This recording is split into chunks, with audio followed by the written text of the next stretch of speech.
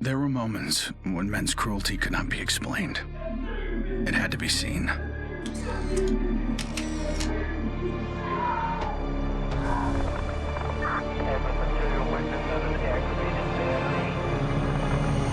The perfect shot pierced our numbness. Sent up a flare to save the next generation. And said, this is where we've been. Don't follow. Then there was no one left to heed the warning. And the only one left to save was yourself.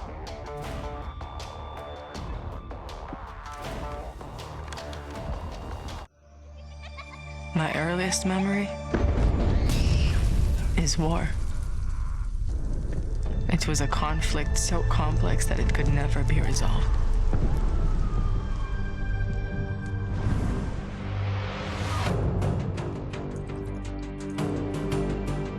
But this war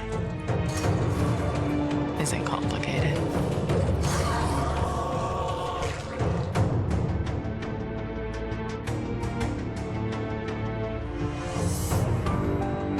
Death is still heartbreak.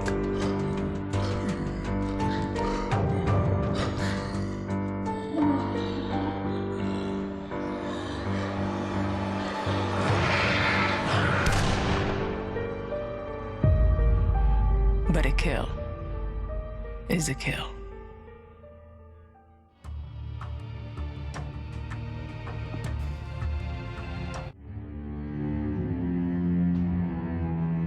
Don't play in the dirt, Ethan. Stop fighting, Ethan. Be polite, Ethan.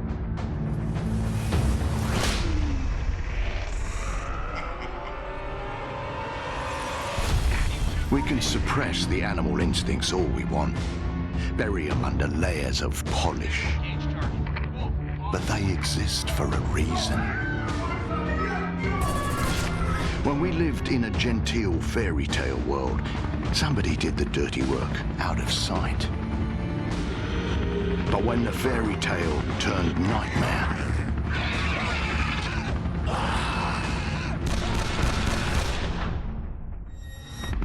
those instincts were the only thing that kept us alive.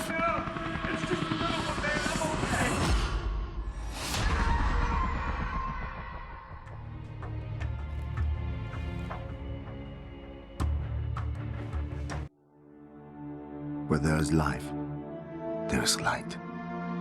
The glow of hope. At times, it burns brightly, but dwindles and fades.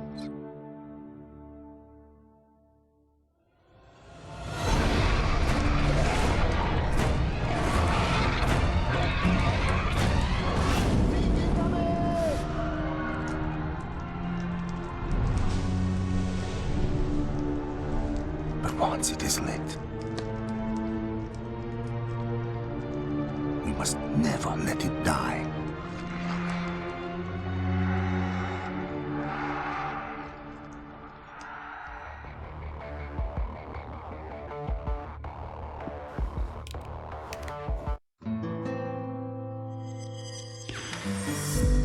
I was born into this life. I suffered for it. And reaped the rewards. I could tell you that I didn't want it. That I tried to get out. Don't move, scumbag! But I got no reason to lie anymore.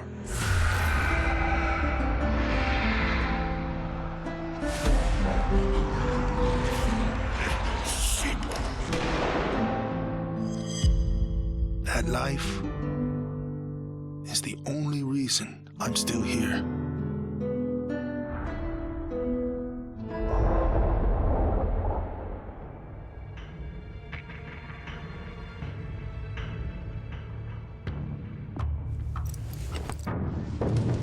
We're so small, really. Insignificant. In the grand scheme, one life means so little. You dedicate yourself to a principle,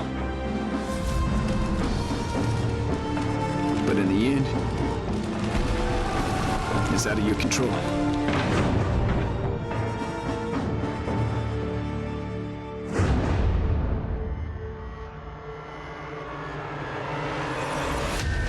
In this world, principles get you killed. You lend a hand, it gets torn off. You hesitate, you die. So you want to save someone? Save yourself.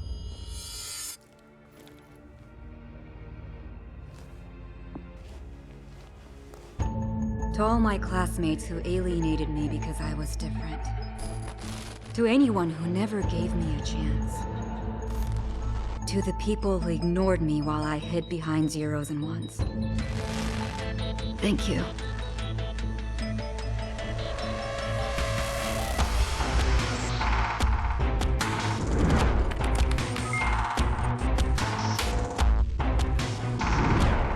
Without you, I would never have made it this far.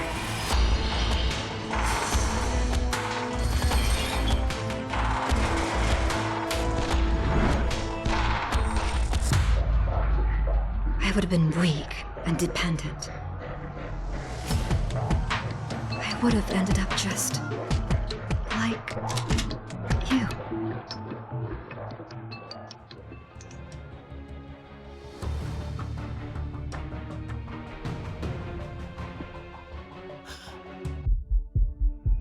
There's never a moment when you forget. It's there when you fall asleep and when you wake up. You keep going over the things you should have done. I should have stayed home that day. I should have held on.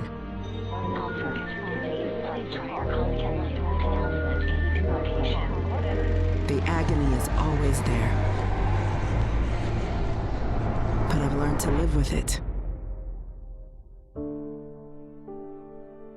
Because the only thing stronger than regret is hope.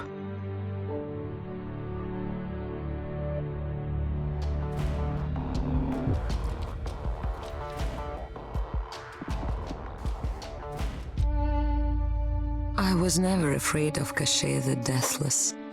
I laughed at the fairy tale of this undead phantom. A woman of science would never fear such silliness. But what do we know?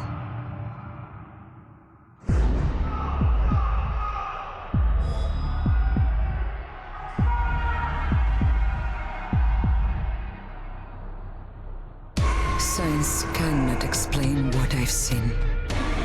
And in the face of such horror, there is no logic.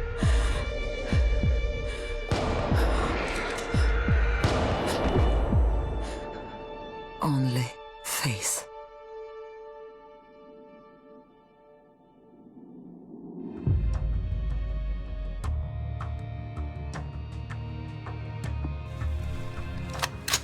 I was just a boy when the Soviet Union collapsed.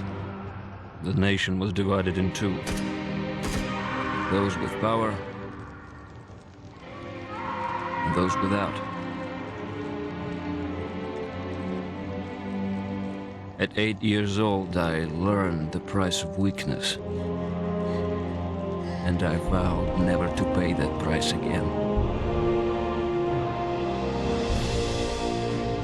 I became the strong man. I gathered wealth, influence, and power.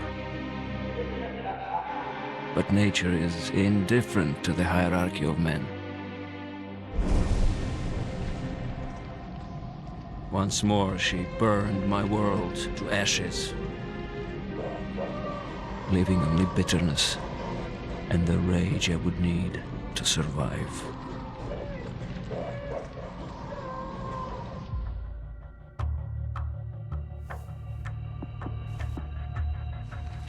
People don't believe something can happen until it does. They live in cheerful ignorance of the coming storm. I could see nothing else. When it finally arrived, I felt relief. At least now the danger had taken shape. Now, I had a target.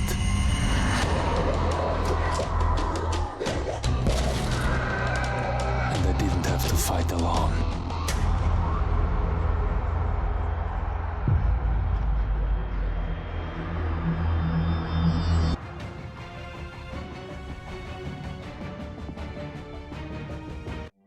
I will not be welcome in the kingdom of heaven. That fate was never in the cards for a man like me.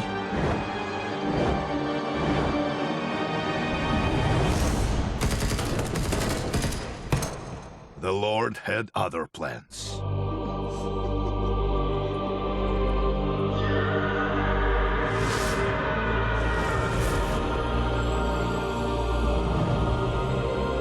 I have made my peace with God.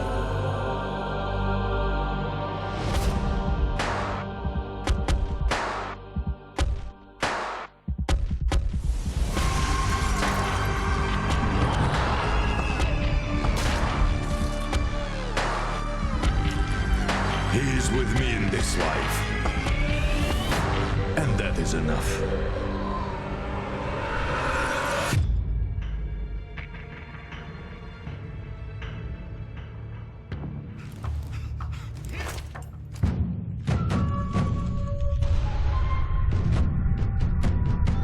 I was 11 years old the first time I felt the ground shake.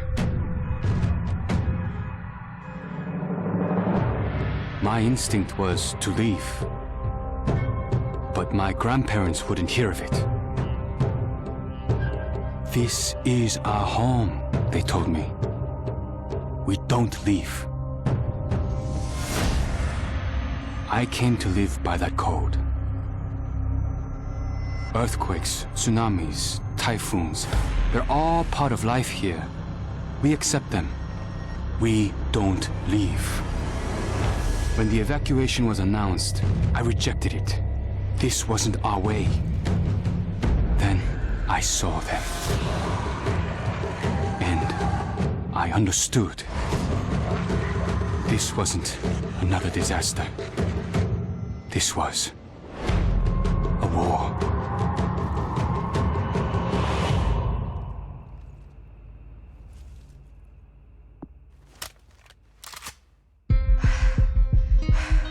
Nobody expected a 9-year-old girl from Tokyo to be fascinated by guns.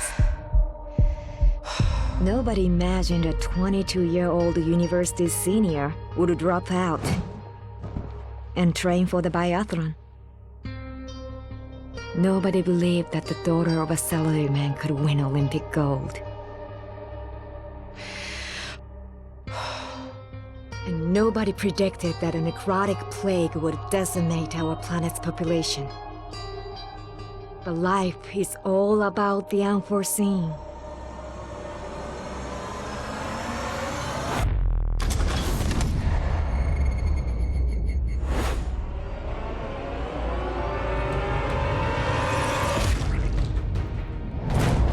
And nobody saw me coming either.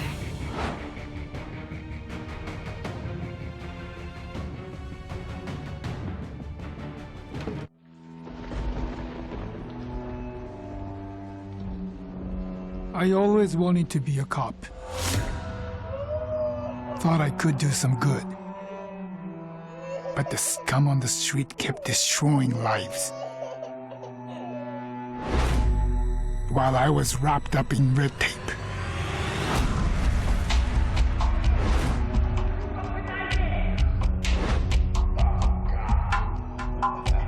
Shackled by senseless laws. The virus stripped all that away, left us to fend for ourselves. And finally, the chains were off.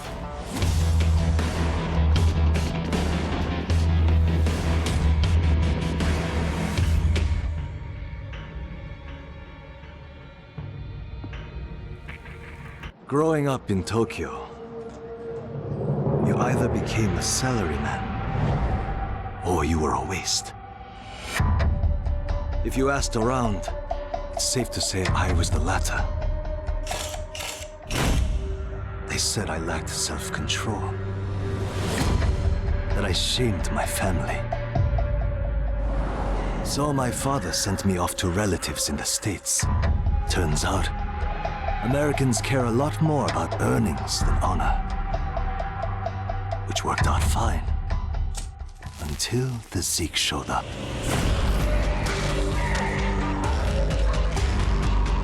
The Japanese decided to evacuate.